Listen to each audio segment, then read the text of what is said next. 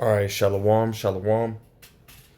First and foremost, I want to give all praise, honor, and glory unto Yahweh, Bahashim, Yahweh Shai, Bahashim, Rachakwadash. Double honors to the elder apostles, the elder bishops, the elders of Great Millstone, who rule very well, very beautifully. Double salutations be unto the Akim out here pushing his gospel and truth and his sincerity to the best of their ability, given to them by Yahweh, Bahashim, Yahweh Shai. Like peace, blessings, and salutations be unto the elect scattered abroad. May the election of Yahweh, Bahashim, Yahweh Shalom, will live upon your houses. This is Brother Kwana Wath, come back at you, Lord will, with the edifying lesson through the spirit and power of Yahweh, Bahashim, Yahweh Shalom will. It is edifying, Lord will. It is straight to the point. And, I came across this article really yesterday. The spirit just hit me, to ultimately go into it. It says right here, it's on the end time headlines. It says conservative Christians, which we know the true Christians are, the Israelites, those who truly follow the Messiah, right? Which wouldn't be called Christians, right? But they would be called Mashiachim, right? But nonetheless, right? Conservative Christians fearing the end times, fueling a dramatic surge in doomsday bunkers. And we are currently in the end. and we have all the different signs. Right, we see them right heavily. Matter of fact, let's just touch on it, real quick. In let's go to 2nd Esdras 9.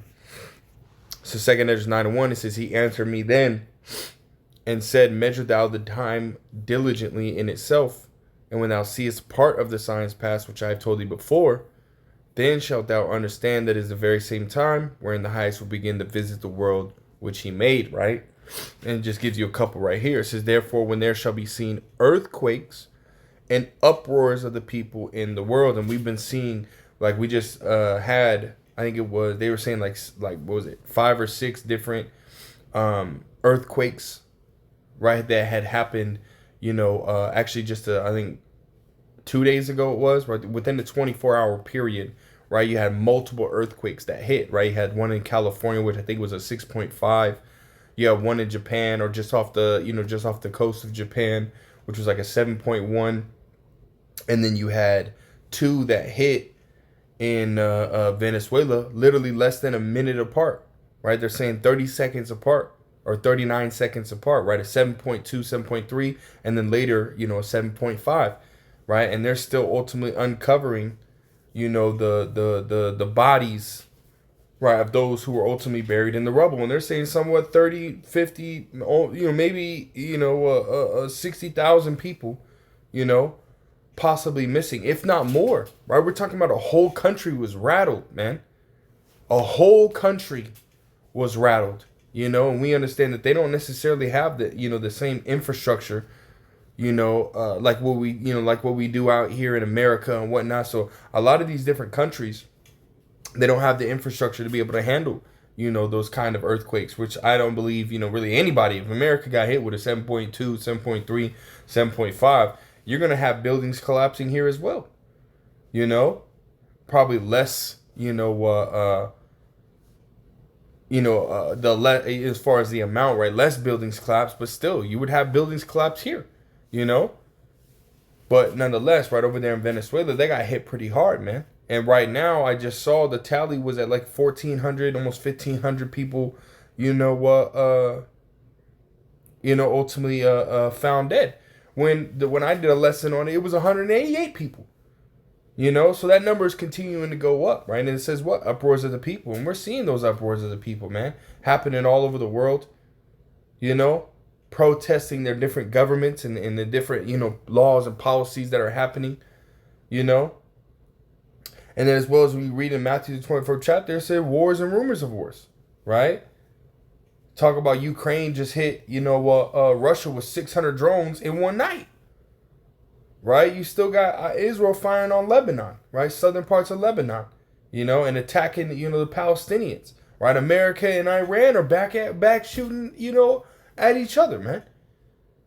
So we're seeing all these signs, man. What does it say, verse 4? Right? It says, "Then shalt thou well understand that the Most High spake of those things from the days that were before thee, even from the beginning." So we're at the end, right? All these things that were spoken, right, at the very beginning, they're happening now, showing you that we're at the end. You know? We are for sure at the end of this fucking wicked rulership, man. You know? And see, everybody's starting to see that, right? Everybody's starting to, because first and foremost, right, the prophets, right? What does the Lord say in Isaiah 42:9, right? Before they spring forth, I tell you of them, right? So the Lord has risen up his prophets telling you of these things, right? Starting with the elder apostles, a great millstone on down, right? Telling you that these things were ultimately coming to pass, right? That these things were going to happen, And now they're happening, and more people are starting to see it, and more people are getting scared. People are not they don't know what to do, man. Especially these, these elites, right? They ultimately, they know that the ICBM nuclear missiles are what are going to be used for, right? they know that these missiles are being created. They know that Yahweh Shai is going to come. The elites, yeah, of course, they watch the videos, man. What it says is that, matter of fact, let me grab that. I think it's Isaiah 13, if I'm not mistaken. Right here, Isaiah 13:1 says, the burden of Babylon, which Isaiah the son of Amos did see. Lift ye up a banner upon the high mountain, exalt the voice unto them. Shake the hand that they may go into the gates of the nobles. And see, this is, speak about ancient Babylon, but see, we're doing the same thing today, right? In modern day Babylon, which is, America, right? We're lifting up this banner, right? This truth, this word, right? Speaking this word, this truth, right? Exalting our voice, right? Telling Esau, about himself, man, and about, what's going to happen to, to America, what's going to happen to him, right? We're going in. And see, Esau is hearing that. Esau sees the videos. That's why brothers' videos get struck down. That's why certain policies and bills are ultimately being set up and established, right? Like the Bill C9 over there in Canada, right? It's to come after this truth, to come after this word, right? Esau trying to stop it, but see, there's nothing that you can do against the truth, but for the truth, man. All he's doing is doing what? Furthering prophecy, man. But see, Esau's proud, right? He thinks that he can ultimately, stop, Yahweh Shem Shai's NWO, right? The Lord's New World Order, where, it's ultimately going to be built and established in righteousness. And Esau thinks that he can continue to, rule, right? And establish his own version, right? Left-hand version, wicked version, right? Of that NWO, This is what Esau thinks, man. But see, again, right? Yahweh Shem Shai is not going to allow for that to, to happen and to take place. So let's go back to this article, right? It says, conservative Christians fearing the end times, fueling a dramatic surge in doomsday bunkers, right? These dumbs, deep underground military bunkers, or just regular, bunkers, right? Where people can hide out, right? It says the demand for high-end underground shelters is experiencing a significant increase, with conservative Christians citing apocalyptic concerns as a major factor behind the trend, right? People are seeing what's going on, right? More and more people are starting to say and openly say, hey, we're at the end. We're at the end times. I know for a very long time, my mom, ultimately stated, man, I was a little kid, man. She used to say that, and I used to ask her about it, man. Mom, are we at the end time? She said, yeah, but they've been saying that for years. For so long, she kind of brushed it off. And now that things are really happening, now I've heard my mom, mention it a few times, man. Talk about, yeah, we're at the end, right? We're in the end times. My mom's husband, he ultimately is talking about he liquidated his 401k, because of how everything's moving and this and the third. So it's like, I mean, these people, they understand. They see what's going on, It says, Texas-based Ron Hubbard, CEO of Atlas Survival Shelters, described the current boom as families seek protection amid rising global tension. His company has approximately 50 shelters under construction, reflecting heightened fears of potential World War III and religious prophecies surrounding the rapture, which is no such thing as the rapture. That's a fucking, Christianity fucking bullshit, man. But nonetheless, right? It's ultimately going to be what? The deliverance of the elect of the nation of Israel, right? Not everybody is going to be delivered, right? It's only going to be the elect of the nation of Israel, you know? But World War III is going to happen, right? We know that, right?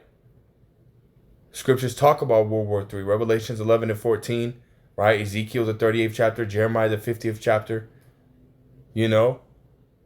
many other precepts, man, many other scriptures, right? The Valley of Yahweh Shaphat,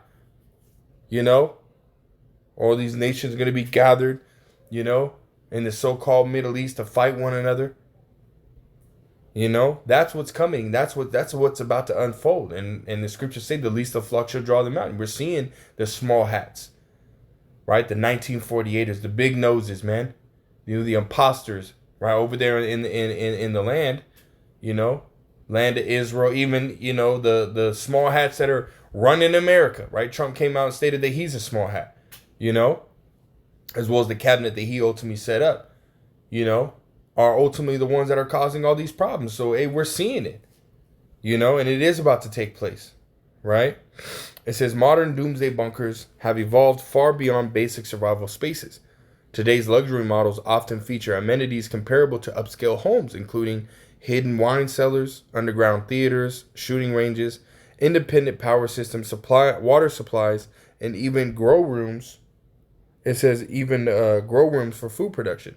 These fortified structures are designed to withstand nuclear fallout, natural disasters, civil unrest, or prolonged disruptions to essential services. And hey, man, that ain't gonna sell. You run into these bunkers ain't gonna protect you, man. It's not gonna protect you from the judgment that Yahweh Bashim El Shah has ultimately written, for the wicked to receive. It says Hubbard highlighted the role of faith in the growing interest. In the U.S., demand is strong too, especially among conservative Christians. He told the U.S. Sun, right? Many believe we're in the end times or approaching them, right? It says he elaborated further. They think this generation could see World War III and the rapture, and they want to protect their families during that period. There's definitely a religious aspect driving demand more than ever, right? So bunkers, right, is ultimately, in high demand, And then as you see right there where the blue is at, saying that it goes from basic models, 25,000 to high-end models, 500,000, even millions, right? People are paying millions of dollars, to receive these bunkers. And even, people who got a little bit more money, hey, they're trying to build these basic bunkers, man, which again, none of that is going to protect you people from what's to come, It's not going to protect you from what is to come, man. Yahweh Bashim El Shah, has a judgment written and it will be executed. So let me get into this in Amos, right? It talks about what? It's God's judgment unavoidable. You see that right there, right? Matter of fact, let me get rid of this NLT. Right? It says God's judgment unavoidable, meaning you're not going to be able to run away from the judgment of Yahweh Bashim El Shah. Sorry. Right? It says Amos 9 in verse 1. It says, I saw the Lord Yahweh Bashim El Shah standing upon the altar. And he said, smite the lintel of the door, that the posts may shake, and cut them in the head, all of them. And I will slay the last of them with the sword. He that fleeth of them shall not flee, and he that escapeth of them shall not be delivered. Right? And Yahweh Bashim El Shah is going to deliver, great judgment, right, upon, America, Babylon the Great, right, as well as, upon the wicked, right, wherever they may be, the Yahweh Bashim El Shah is going to ultimately root you devils out of the power seat, man, and again, you're going to try to run to these bunkers, right, and whatnot, run to your international space station, right, wherever you may be, but see, Yahweh Bashim El Shah is still going to get your ass, right? Verse 2, it says, though they dig into hell, then shall my hand take them. Though they climb up to heaven, thence will I bring them down, right? It says, and though they hide themselves in the top of Carmel, I will search and take them out thence. And though they be hid from my sight in the bottom of the sea, thence will I command the serpent, and he shall bite them, right? Though they go into captivity before their enemies, thence will I command the sword, and it shall slay them, and I'll set my eyes upon them for evil and not for good, right? So this right here, right, as it said right here, though they dig into hell, thence will my hand take them. And we understand that when Yahushua comes, right, and as we read in 1 Corinthians 15:24, right, that he will, cast down all rule, power, and authority. He's going to take you devils down, man. Right? We understand that the ICBM nuclear missiles is going to ultimately, destroy America. You're going to have missiles that hit outside of America as well, right, in various places. And then you're going to have the chariots that come and send out those laser beams, right? Yahweh Shai on the fathership, right, sending out that laser beam. And, it's going to be complete and utter destruction. But see, you devils are going to be hiding in your little, bunkers, your dumbs, right? You might be watching TV, or you might be, doing whatever you're doing down there, right? We know Esau's fucking vile as fuck, man. He likes to do nasty shit, so he might be doing whatever it is, man, But what does it say? Thence will my hand take them. Hey, man, the Lord Yahweh Shemel Shai, once Yahweh Shai, destroys this place, delivers the elect, there's going to be a crowning ceremony, right? That's ultimately going to take place, right? You read that in Second Esdras, the second chapter, right? We read that in the first few verses of Revelations, the 21st chapter. There's going to be a crowning ceremony that's ultimately going to take place, and the elect are going to be crowned. The elect are going to receive, that victory, right? And that rulership, being heirs to the promise with Yahweh Shah. And then after that, what they're going to do, they're going to come down and subject the nations into or get the nations into subjection, right? Put the nations into slavery, into captivity.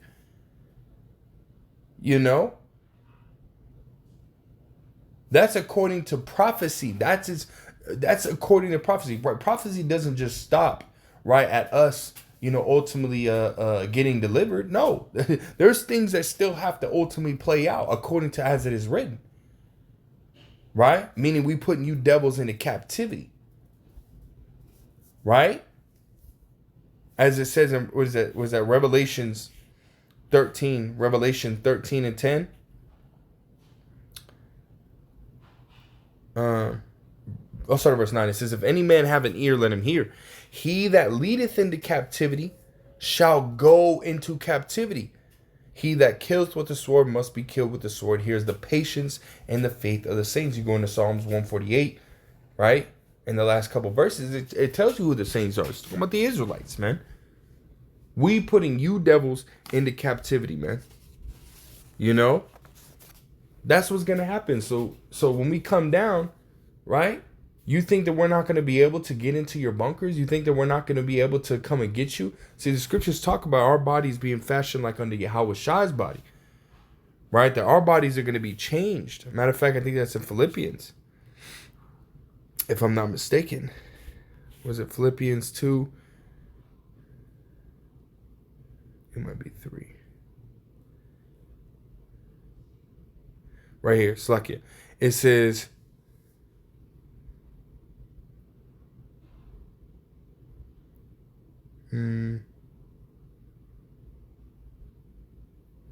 I'll start at verse 20. Philippians 3 and 20. It says, for our conversation is in heaven, from hence also we look for the Savior, Yahweh Shah HaMashiach, right?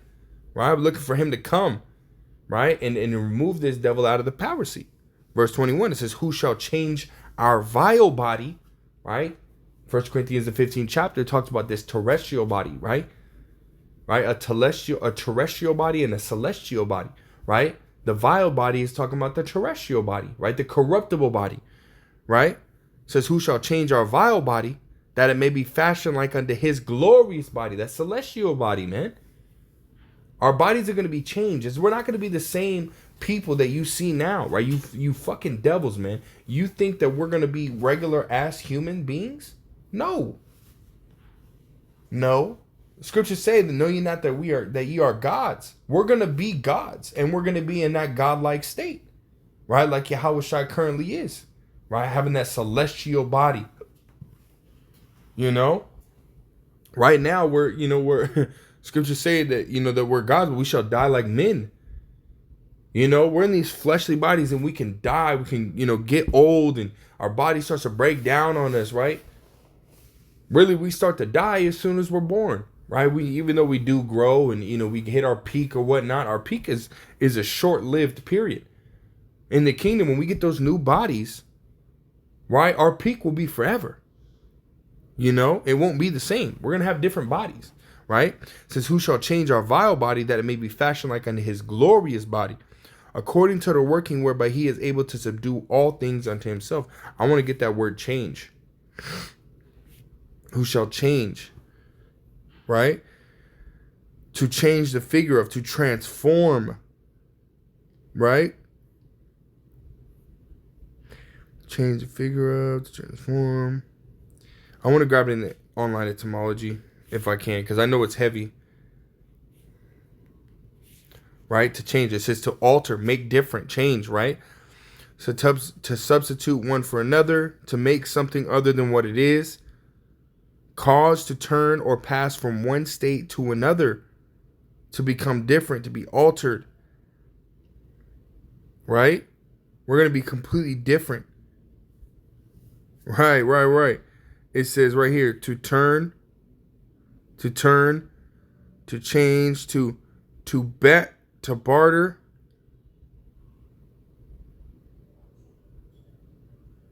Where'd it go?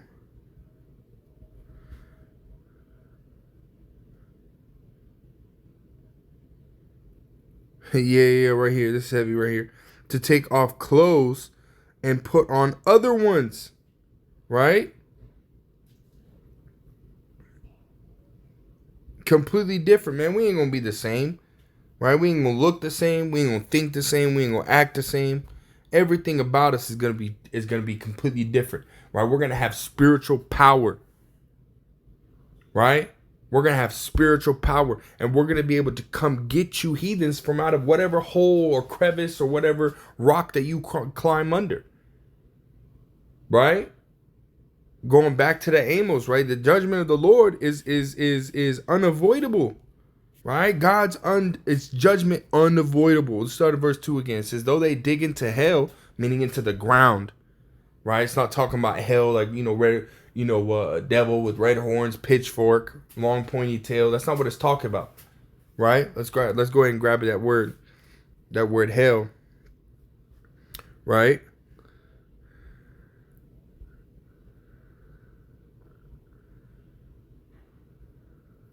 That's fucking Esau. Right? It says what? Grave. Right there. Grave. Right? In the ground. Right? Grave. Right? This, it's ultimately going off right here. But this right here it says grave. Right? Into the ground. Right? Which goes back to these bunkers. Right? It says, though they dig into hell, the grave, the ground, the earth, right? Thence shall my hand take them. Though they climb up to heaven, thence will I bring them down. So again, right? It's talking about us, right? The Lord ultimately giving us that spiritual power coming after you devils. Let's go to this in Ezekiel 25. And I'll start at verse 12. It says, Edom, right? Speaking about you fucking Edomites, man. It says, verse 12, it says, thus saith the Lord Yahweh by Shem Shah, because that Edom hath dealt against the house of Judah, by taking vengeance and hath greatly offended and revenged himself upon them, right? Meaning Esau, you did, a scripture say that you forwarded the affliction. You did more than you were supposed to do. You came after, the nation of Israel, not just Judah, right? But it's ultimately symbolic for the nation of Israel, but hey, what you did to Judah, what you did to the southern kingdom, right?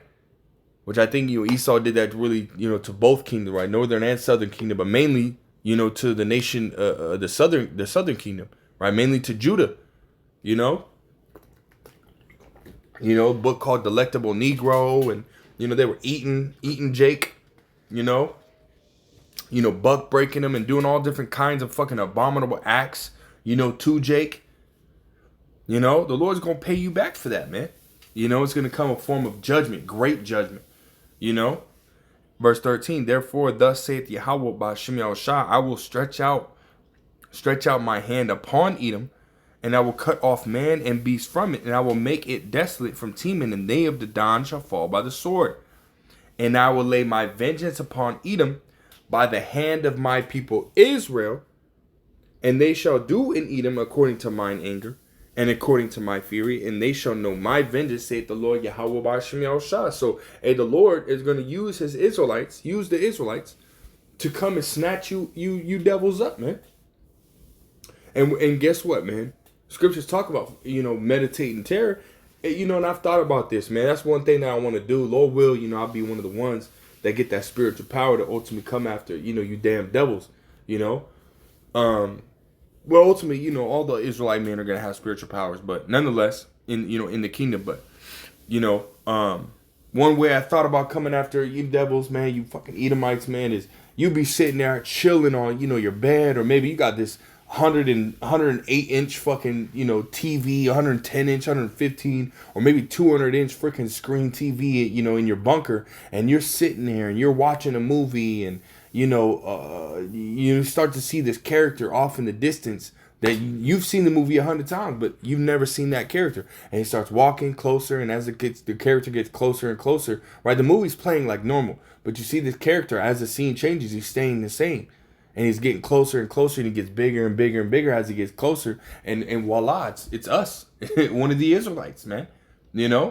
Pops out the screen and grabs you, your family, everyone by the heel, and drags you through the ground, and you hitting every fucking, rock and stone and everything on the way up through the ground.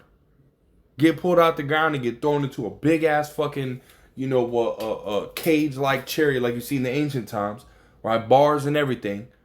Y'all full to the top, getting drugged to go into slavery, man. And see, the men of the Lord, we really meditate on those things, man. We really want to put you devils into captivity because of all the things that you've done to us, man.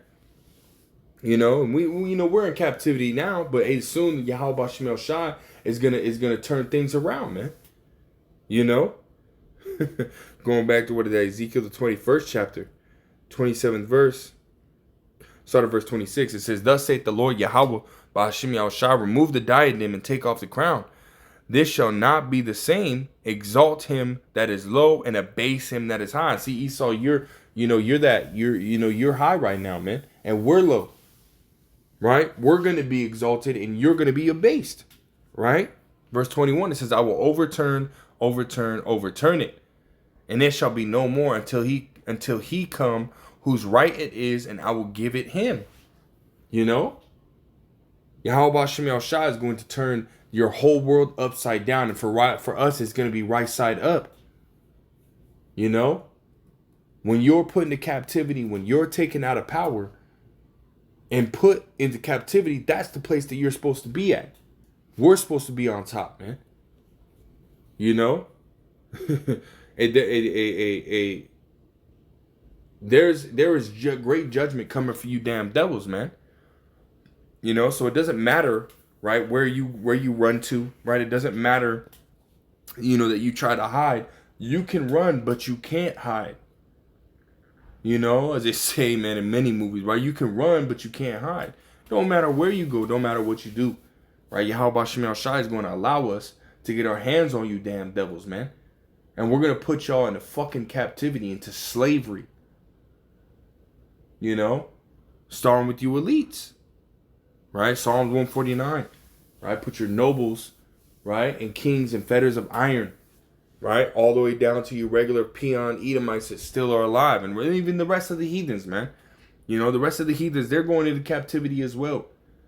But you Edomites, man, y'all are the ones that we really want to put into captivity because y'all have done the worst to us. Y'all gonna get it for real, man. Call Lord Yahweh Ba'ashem Yahushua. Hey, man, keep buying them bunkers, man. Spend as much money as you can on them. Right? Because we're going to have joy breaking into them easily. We ain't even going to have to break into them.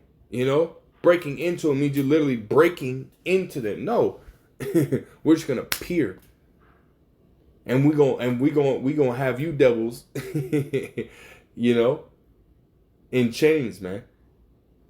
Just like that. You know, faster than you can blink, you gonna be in chains, man. As soon as you see us, automatically in chains. They're just gonna appear on you. You know? But Yahweh Shemel Shah is going to turn this whole place upside down. For us, right side up. You know? But that's all I got, man. Lord wills edifying. Lord will straight to the point. I'm going to give all praise, honor, glory to Yahweh.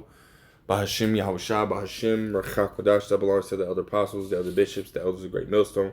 Till next time, I say shalom.